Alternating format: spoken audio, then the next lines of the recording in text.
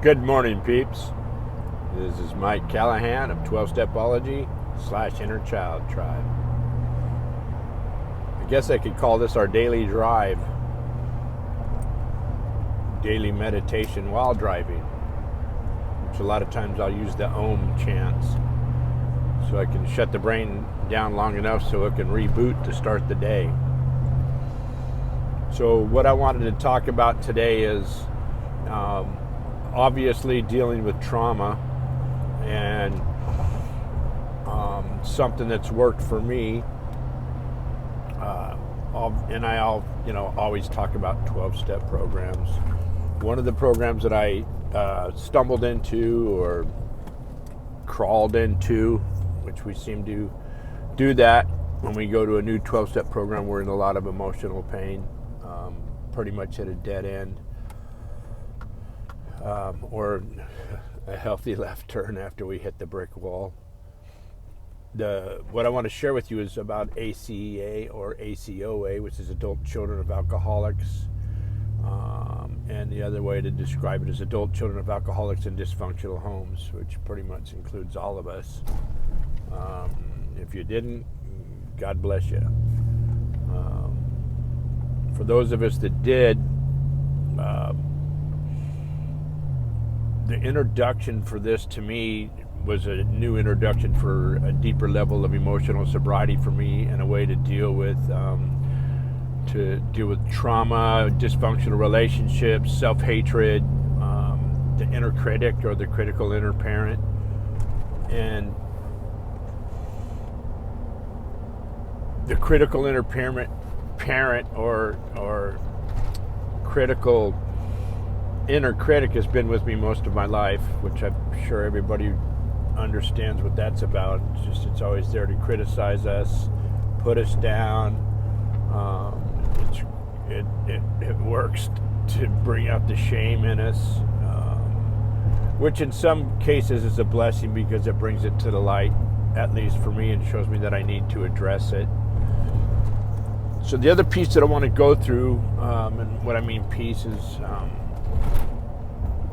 the other piece is that the thing that it describes in the Red Book about our inner children is that we have different inner children. Just at night, it's not one inner child. It's when I started Inner Child Tribe, and a lot of this meditation came to me through, or awakening came to me through the 26-2 hot yoga. What I came to realize is that we have four, inner children within ourselves, and that's why I named it the tribe, because it all lives within us, all within our psyche, our emotions. Is, when you start out understanding it,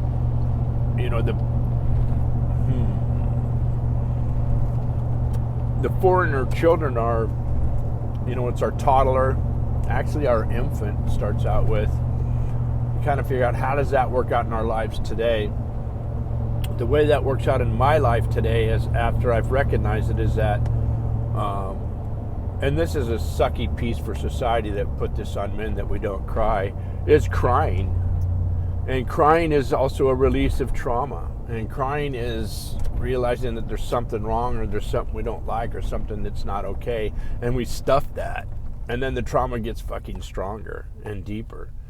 So, this is for men, cry, fucking cry. It's a piece of us. It's who we are. It's part of our vulnerability, and it makes us, it teaches us to go on a deeper level for ourselves and others in our relationship with ourselves and relationship with others.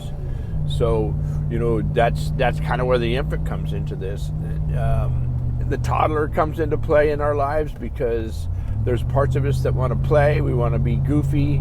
For me, I like to watch cartoons. I still fucking love Shrek. If I'm having a bad day, sometimes I'll check out and go watch Shrek, just to check out. And so that shows up in us. And check this out. Our toddler has fits. It's like the child in the middle of Target, kicking and screaming and crying, having a temper tantrum. And the good thing about that is that, not that we're going to in Target, the good piece about that is that we can kick, cry, scream, yell, whatever we want to do. I've done it in my truck a few times. I've been pissed off at my higher power and, just totally went off. And then all of a sudden, when I got to the end of that, I was at peace because I got to have a little temper tantrum. That's another release of trauma. It's not something that we stuff and go, oh, I don't do that. I'm spiritual. I'm like, fuck that. Let it out.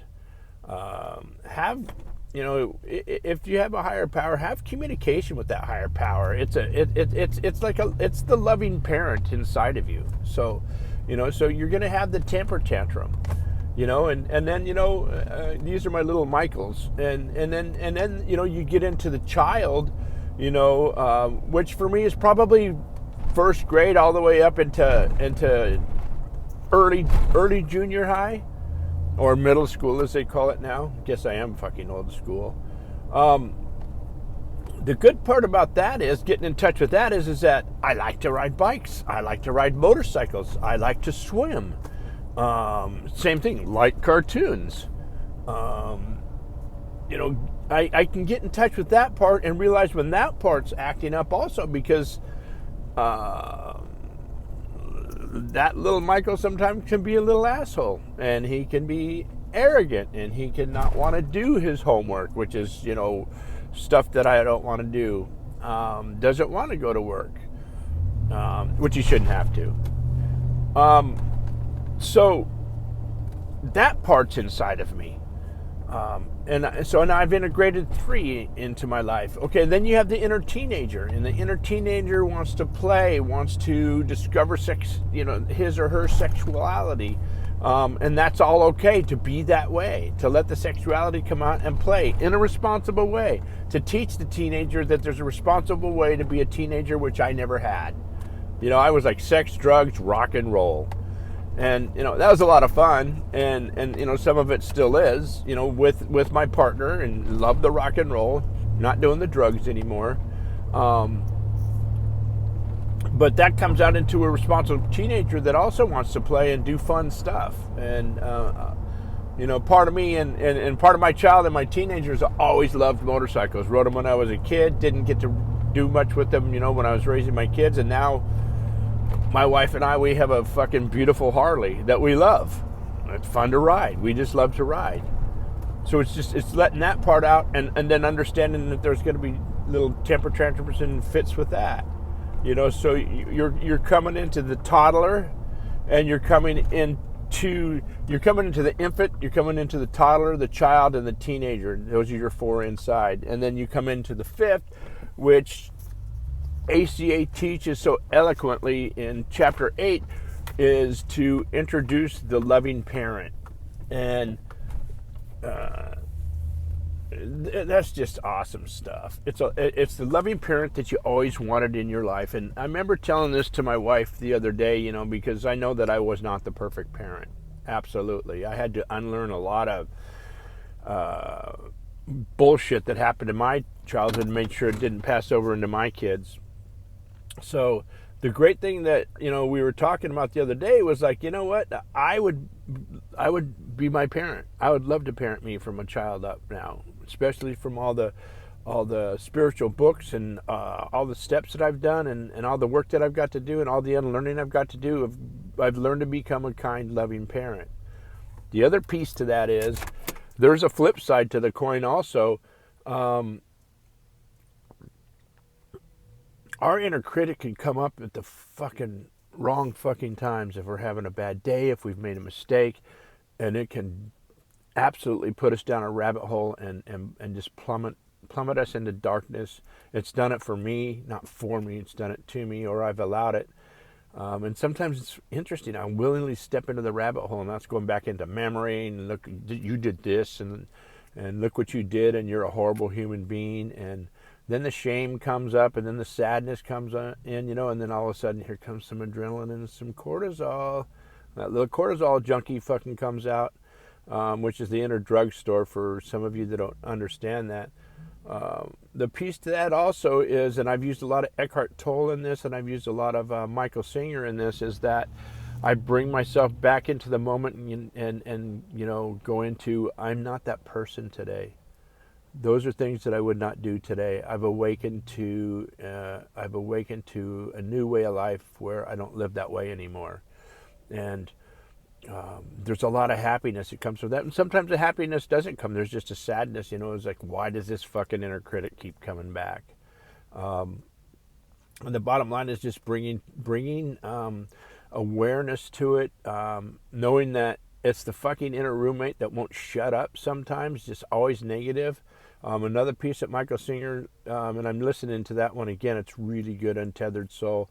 Another piece that Michael Singer does is, or talks about, is that, you know, instead of letting the inner roommate be, you know, a little shit and negative, you turn it into your best friend and you start going into the positives with it, and you start learning how to say the no's to it. You know, when it goes into that negative, you can go, no, we're not doing that. Because it'll start a story like, well, they did this, so I'm going to do that. And the fucking story, number one, never happened. And I go into the adult parent or the loving parent again and go, no, we're not going to do that. This is how we react to that situation. And then I go even further and go, this fucking thought's not even worth putting the energy into. So, you know, there's so many bits and pieces, you know, and I call it bits and pieces as part of my writings in 12-Stepology, is that there's so many bits and pieces to the puzzle that we can use to start releasing ourselves from the trauma that just knocks us into deep depression, knocks us into our addictions, knocks us into repeated behavior we don't want to continue to do.